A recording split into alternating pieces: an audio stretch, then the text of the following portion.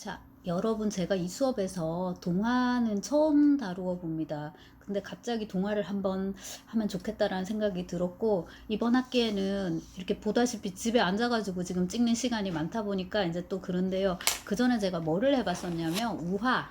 요거 이솝우화입니다. 이제 민음사에서 나온 이솝우화집인데 우화를 잠깐 다뤄봤는데 수업 커리큘럼으로 이제 다뤘다기보다는 제가 거기 자료실에 올려놨는데요. 이제 그렇게 몇 편을 뽑아가지고 여러분하고 이렇게 공유를 했어요. 하고 이제 다음 시간에 이제 또 누군가 근데 그거를 또 이용해가지고 하나를 패러디해서 올렸더라고요. 근데 지금 여러분 쓰시는 글 중에서도 이제 있죠. 금도끼, 은도끼. 근데 그게 실은 우리 전래동화가 아니라 헤르메스의 토끼가 아니고 헤르메스의 도끼입니다. 그래서 이솝우화에 이제 들어가 있는데 아마 우리가 동화의 기원을 찾으라 한다면은 이솝우화가 아닐까. 그래서 이참에 저도 오랜만에 이제 또 연도를 확인을 해봤는데 이솝이 아시다시피 그리스의 우화 작가인데요. BC 620 물음표 BC 560입니다. 그러니까 6, 7세기 정도 이제 사람이고요. 한 7세기 되죠.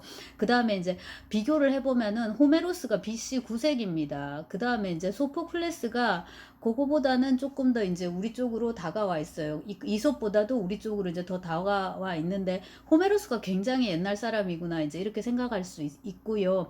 이제 이솝은 그거보다는 조금 더 이제 현대에 가까운데 이때부터 이제 이런 거를 쓰기 시작했다. 우화를 여기 지금 보시면 Fables of 이솝이라고 돼 있는데요.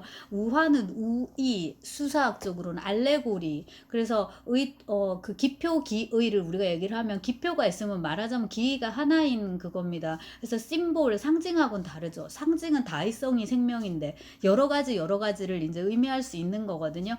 근데 이제 우화는 반대로 그렇기 때문에 알레고리, 우의 이런 거는 하나가 하나만을 지칭하기 때문에 예술적으로 그렇게 어떤 높이 평가될 수 있는 측면은 좀 적지만 대신에 이제 교훈이라든지 뭐라든지 이런 것에 이제 효과를 위해서 이제 사용을 하는 거죠. 근데 사실 페이블 우화라고 해서 딱 하나로만 해석이 되는 건 아닌데. 네, 상대적으로 이제 그렇다 이렇게 정리할 수 있을 것 같습니다. 아무튼 이제 이래가지고 고전적으로 이솝우화가 있고 그 다음에 이제 고전주의기에 그때도 이제 가르치던 시기니까 프랑스의 라퐁테느 이런 작가 여러분 들어보셨을 거예요. 그 다음에 러시아에는 끄릴로프란 사람이 있거든요. 근데 이제 그 사람도 비슷하게 이제 이런 우화를 많이 써서 러시아 사람들은 많이 좋아하죠. 그러면 이런 동화에서 문학으로 가는 거는 언제냐? 페로라는 사람 들어보셨는지 모르겠습니다. 프랑스 사람인데요. 1628년에 태어나서 1703년에 죽었습니다. 그 다음에 이제 그림 형제가 있는데 페로를 네이버에서 찾아보면 잠자는 숲속의 공주, 신데렐라, 장화시는 고양이 등을 썼다 혹은 이제 모아서 편찬했다라고 돼 있어요. 그림 형제를 찾아보면은 이 동화 제목이 겹칩니다. 이건 뭐죠? 그냥 저작권 개념이 없었다라고 이제 생각을 하시면 되고요. 그 떠도는 이야기들을 모아가지고 편집하고 편찬했다 이렇게 보시면 됩니다. 이거를 이제 가장 어떤 그 대규모로 이제 한 사람이 그림 형제인데 생물 연도가 야콥이 1785년, 1859년, 그 다음에 이제 빌헬름이 1786년, 1863년입니다. 그래서 대략 19세기 전반기라고 보시면 될 것 같습니다. 그래서 그림 형제가 이제 이렇게 집대성한 그 동화에 우리가 지금 읽는 고전 유럽 동화가 다 들어가 있습니다. 빨간 모자, 백설공주, 잠자는 숲속의 공주, 미녀, 요거 이제 찔레꽃 공주, 찔레바늘에 이렇게 찔레꽃 공주, 그 다음에 헨젤과 그레텔, 뭐 라푼젤도 여기 들어가 있는 것 같고, 뭐 등등등 해가지고 최근에도 말리피센트인가요? 그 안젤리나 졸리가 이렇게 변장 이렇게 해가지고 나오는 그런 거 이제 다 그 원텍스트가 이제 되는 그건데 여기까지는 그 창작 동화가 말하자면 아닙니다. 말씀드렸듯이 저작권 개념이 없어요. 근데 이제 한스 안데르센이라는 이제 그 인물이 나오면서 어 동화도 문학이 되는 거죠. 그러니까 동화도 기존에 있는 스토리를 대충 다시 쓰는 것이 아니라 창작 동화가 됩니다. 창작이면 그건 문학이에요.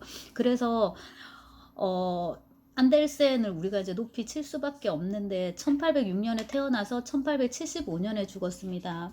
70년 살다 갔고요. 안델센은 키에르케고르, 요즘 발음으로는 키에르케고어 와 더불어서 그 덴마크가 우리에게 안겨준 가장 큰 선물이라고 이제 인류에 안겨준 가장 큰 선물이라고 합니다. 그래서 이제 안데르센 동화는 여러분들 어려서부터 워낙에 많이 읽으셨을 것 같아서 제가 따로 안 올렸고요. 워낙에는 이제 뭐 미운 아기 오리라든지 인어공주라든지 재밌는 동화들이 굉장히 많습니다. 그래서 다들 이제 아시는 그 스토리인데요. 그 다음에 그 겨울왕국 최근에 그 번안한 그거의 이제 원텍스트도 눈의 여왕, 그 러시아어로도 스네시나야 까랄리에바, 러시아 사람들도 되게 좋아하는 이제 동화인데 안델센 동화의 특징은 되게 슬프다는 겁니다. 그쵸? 인어공주도 마찬가지고 그렇게 고생했는데 더 고생하라고 하늘나라 갔는데도 구원해주지 않습니다. 그 네 주제를 네가 몰랐다 이런 거에 대한 이제 버리기도 할 거고 등등등 잔인하고 슬픈 동화, 성냥팔이 소녀 이런 것도 그렇죠, 그죠? 그래서 아이들에게 별로 읽히고 싶지 않은 어떤 의미에서는 이제 그런 동화인데 또 다른 한편으로는 그게 이제 인생의 진리이기 때문에 근데 안델센은 왜 그런 동화를 썼을까? 그런 생각을 하게 되는데요. 그게 이제 우리가 궁금하니까 안델센도 그거에 대답을 해줍니다. 내 인생의 동화. 내 인생의 동화. 이게 안델센이 쓴 그 자서전이에요. 이거 우리말로 번역돼 있습니다. 읽어보실 수 있는데요.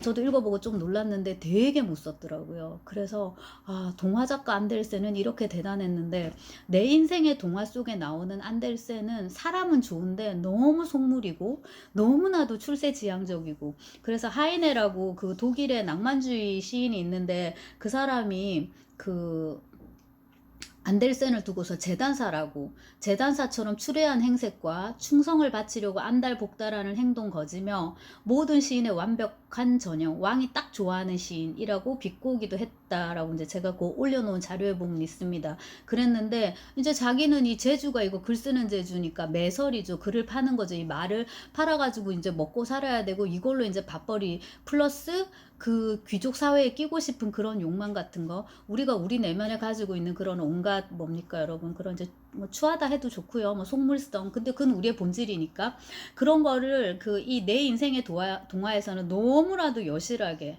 그냥 이제 이거는 출세한 촌놈인 거예요. 이렇게 그리고 이제 어머니가 세탁부였고 아버지가 가파치였다. 그런 이제 출신을 자기는 굉장히 싫어했던 것 같고요. 그래서 항상 그 변신을 꿈꿨던 것 같은데 미운 아기 오리도 그렇게 읽을 수가 있어요. 나는 백조야 이러고 날아가잖아요. 알고 보니까 오리가 아니라 백조야. 자기는 그 오리의 정체성이 너무 싫었던 거죠. 인어공주도 인어인 게 너무 싫고 나는 사람이 되고 싶어. 굳이 왜 그냥 물고기로 살면 되지 등등등 이제 많은 의문을 남기고요. 많은 이제 의미를 이렇게 할 수 있는 그런 동화입니다. 그래서 지난 학기에도 안델센의 인어공주를 또 패러디 해가지고 굉장히 괜찮은 소설이 하나 나왔어요. 여러분들이 이걸 이제 많이 쓰시더라고요. 근데 유럽에만 있지 않습니다. 우리 동화에도 뭐 별주부전이며 뭐며 여러 가지가 있는데 팥죽 할머니와 호랑이 뭐 있죠. 무슨 뭐 곶감, 호랑이와 곶감, 뭐 호랑이 형님 스토리가 되게 많아요. 근데 동화를 보면 유럽 동화는 주로 늑대나 사자를 많이 패러디합니다. 바보로 많이 만들어요. 그게 되게 무서웠나 봐요.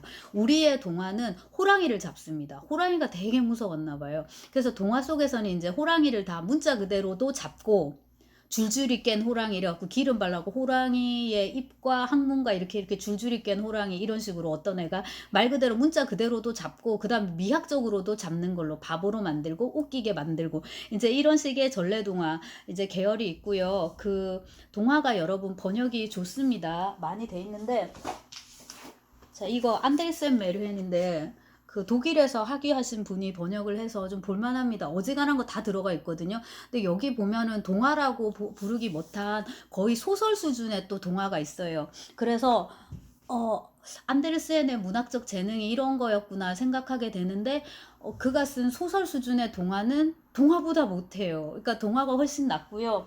그 다음에 이제 말씀드린 그림 형제 이제 메르헨입니다. 여기도 막 부싯돌이면 뭐 온갖 재미있는 동화들이 다 나오거든요. 그 우리가 아는 뭐 헨젤과 그레텔 이런 거는 막 버전도 여러 개인데 혹시라도 정말 동화를 본격 공부해 보고 싶은 분들은 저거부터 이제 시작을 해도 좋을 것 같습니다.